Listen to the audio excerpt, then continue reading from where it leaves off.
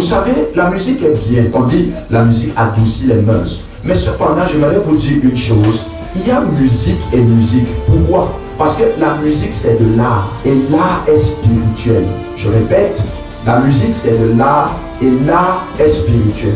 Maintenant, si je m'investis dans la musique qui est un art, l'esprit qui m'anime, c'est lequel? L'esprit qui me donne de faire succès dans ma carrière, c'est lequel? Déjà que je ne peux pas faire de l'art sans que le spirituel ne m'accompagne. Ce n'est pas possible. Maintenant donc, dans ma façon de faire la musique, quel est l'esprit qui m'accompagne? Est-ce que c'est l'esprit de Dieu ou est-ce que c'est un autre esprit?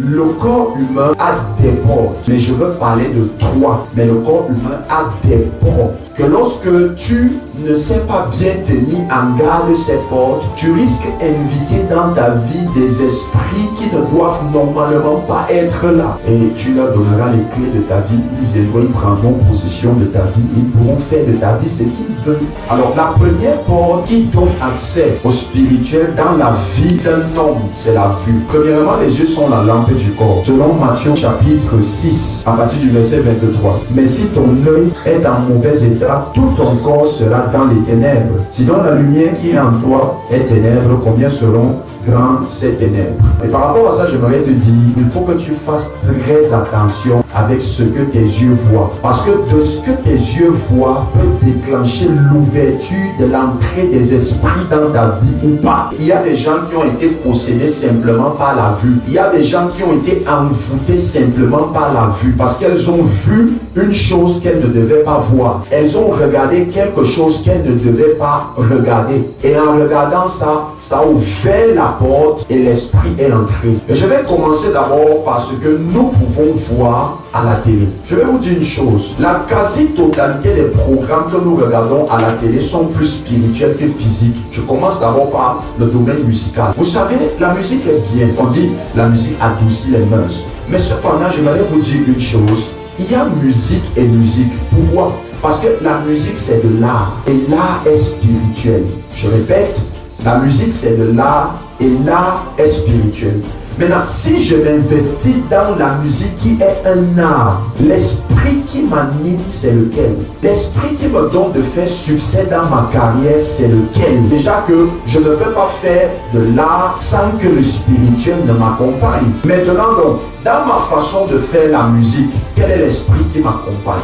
Est-ce que c'est l'esprit de Dieu ou est-ce que c'est un autre esprit? Il faut savoir que plus tu vois, plus tu passes du temps à voir, plus l'esprit qu'il y a derrière son âme prend contrôle de toi, prend contrôle de ta vie, prend possession de ta vie. Ah non, la musique là, elle est tellement bonne, je ne peux pas m'en passer d'elle. Vraiment, quand je l'écoute, je m'arrête seulement, je commence à secouer la tête parce que j'aime cette musique, j'aime cette musique. Mais c'est les ondes qui émanent de cette musique et qui portent l'esprit qu'il y a derrière la musique là qui viennent vers toi. Et c'est ça qui te fait aimer la musique. Maintenant, pose-toi donc la question de savoir que l'esprit qui vient, qui m'anime là, qui me fait aimer la musique là, c'est quel esprit? J'aime quand il chante, j'aime quand il chante, j'aime ça, j'aime. Il est même quoi sur ça, je ne sais pas. Mais quand il ou elle chante, vraiment ça me fait façon. Ça me fait un genre là. C'est l'esprit derrière qui te fait un genre. Ça ouvre dans les portes. Cet esprit vient donc, il prend contrôle de ta vie, il partise avec toi. C'est pour ça qu'il faut veiller avec ce que les enfants voient à la télé. C'est très important. Il y a des démons qui sortent de la télé, qui possèdent des enfants. C'est une vérité que je vous dis. Qui sortent de la télé, qui possèdent les enfants. Toi tu vois ton enfant, il est en train de voir la télé, tu penses que c'est encore un enfant normal, pourtant il est déjà possédé. Et le monde est tellement pourri au point où même les dessins animés sont déjà dans l'affaire. Je ne sais même plus trop à qui faire confiance, mais même si tu places même les dessins animés des insignes sataniques, des signes sataniques, des démons et tout ce qui va avec. Déjà, permettez-moi de vous dire, tous les conceptionneurs de ces choses-là, ils ne confectionnent pas ça au hasard. Ce sont des choses qu'eux-mêmes y voient. La quasi-totalité des gens qui sont derrière les productions et les créations des films extra là, et même des dessins animés extra, sont des satanistes. Mais vous ne le savez peut-être pas. Tu vas voir un terrible film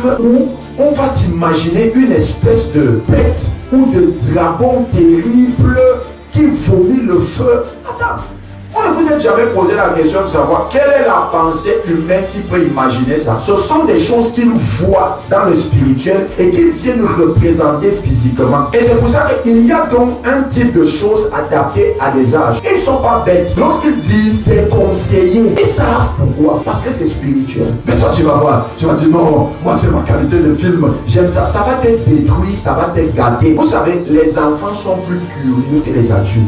Quand tu vois un enfant, tu vois un enfant assis avec toi, il te donne l'impression qu'il s'en fout de ce que tu fais. Mais il est en train de t'observer, de t'analyser copieusement, correctement. Et tu serais étonné de ce qu'un jour, le gars te ressorte tout ce que tu as fait devant lui. Il faut faire attention, mais aux choses que vous faites devant vos enfants, il faut faire très attention. La mémoire d'un enfant capte plus vite que la mémoire d'un adulte. Je ne peux pas conseiller à un enfant de regarder un film comme Merlin où on prononce des formules magiques. Ces formules magiques-là sont vraies. Ce sont des choses réelles. Parce qu'eux, ils sont conscients de ce qu'ils font. Maintenant, tu vas donc prendre ton petit enfant. Il va dire, hey, maman, Merlin a commencé. Il vient, il s'assoit.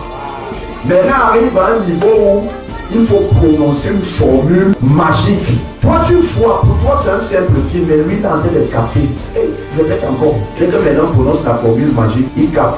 Il attend un jour où personne n'est à la maison. Il est seul. Il prononce la formule magique là. Et tu serais étonné de ce qu'un démon apparaît à ton enfant. Et sans que tu ne te rends compte, tu ne sais pas que dans ta maison, ton enfant cause déjà avec un esprit. Mais cependant, lorsque eux, ils vont les apparaître bien. Il ne faut pas. Non, je suis venu, je peux te donner tout ce que tu veux, mais on est déjà en train de vouloir initier ton enfant à l'occultisme. Ils sont pleins dans des maisons comme ça. Des enfants qui causent déjà avec des génies, des démons, vous ne le savez pas. Parce que lui, dans sa tête, il va se dire, je veux représenter ce que j'ai vu. On a fait telle formule magique, un génie est sorti. Moi aussi, il faut aussi voir l'affaire là. Lui aussi, il va faire la formule magique.